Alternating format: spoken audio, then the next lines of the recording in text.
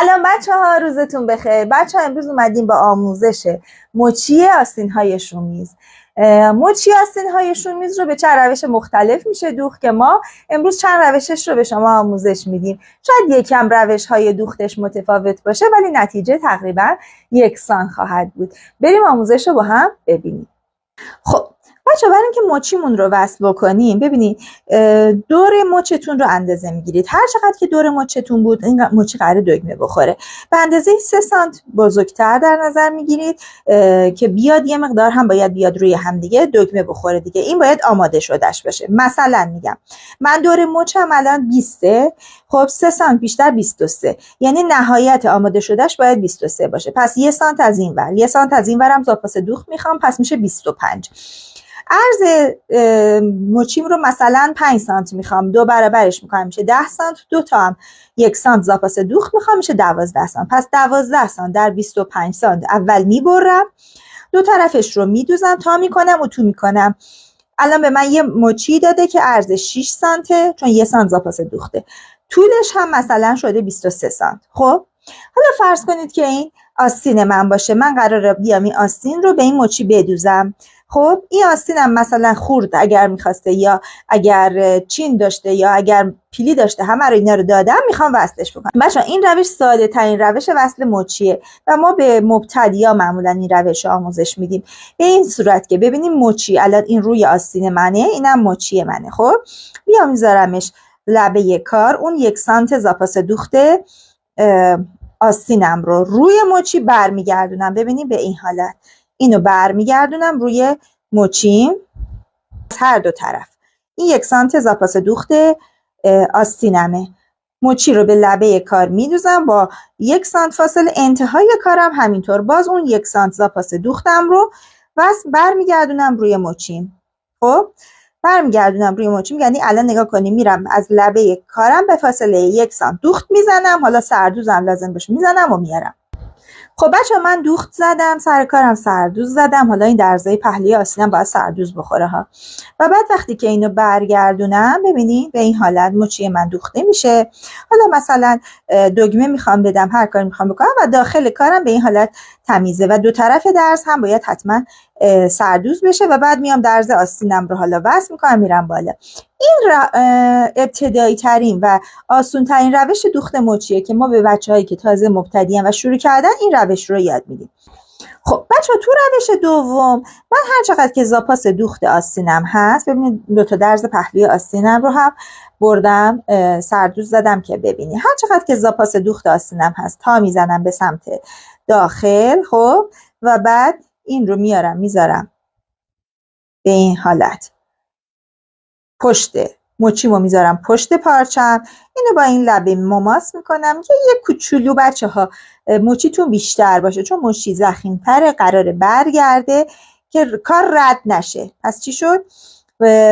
زاپاس دوخت آستینمو تا کردم، آوردم گذاشتم روی مچی الان رفته پشت کار من، اینجا پشت کار منه. خب پشت کار من میدوزم، میارم به 1 سمت مچی میدوزم، به انتهای کار که رسیدم باز درزم رو هر چقدر زاپاس دوختش هست تا میزنم میبرم داخل به این حالت و به 1 سمت میدوزم کارم رو.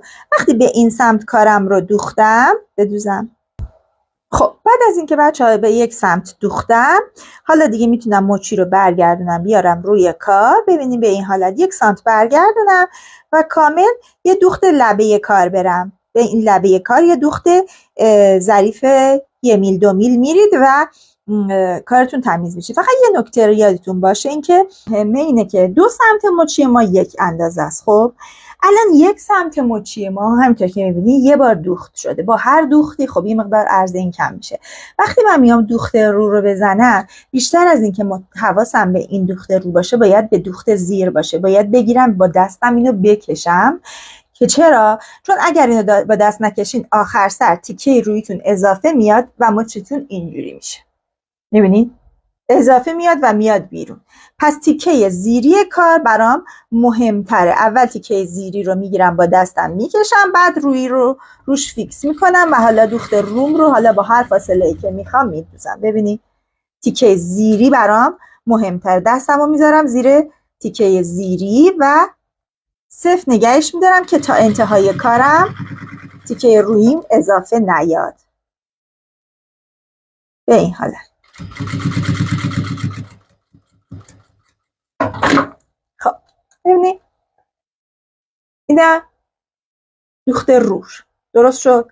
خب بچه ها تو روش سوم مچی رو میذارید روی کار. این الان درزای پهلوی آستینه، حالا خوردش رو چینش رو هر چی که داشتید دادید، مچی رو میذارید روی کار. خب و زاپاسش رو همچنان میارید روی کار. ببینید به این حالت، یعنی مثلا اگر از اینجا آستین من شروع میشه، آستینم رو با درز مچیم مماس میکنم و زاپاس رو همچنان میبرم روی قسمت پشت کار مچیم، یعنی اینجا رو دوخت میزنم به این حالت. ببینید دور تا دور رو، یعنی آستین رو باز میکنم، دور تا دور میدوزم. ببینید به این شکل. ببینید مثلا اگر اینقدر زاپاس آستینمه، اینجا لبه دوخت مچیم رو با زاپاس، با درز آستینم، با جایی که آستینم بعدش زاپاسه مماس میکنم و بعد اضافهش رو دوباره میرم دور مچی میدونم. یعنی از اینجا شروع میکنم، الان اینجا درز مچی منه، از اینجا شروع میکنم به دوخت میدوزم دور تا دور. ببینید به این حالت و رد میشم از اینجا، درز مچیم هم رد میشم، به یک سمت شروع میکنم دوختن بدوزم. خب بچه ها ببینیم من الان آوردم، ببینید این آستینمه، اینم مچیم، اینم درز مچیم. از درز مچیم شروع کردم جلوتر، آستینم رو گذاشتم، دوخت زدم به یک سمت مچیم، دوخت زدم اینجا پشت آستینمه، دوخت زدم اومدم دوباره رسیدم به درز مچیم، باز درز رو باز کردم و ادامه دادم دوختم رو. خب این قسمت الان زاپاس آستینمه.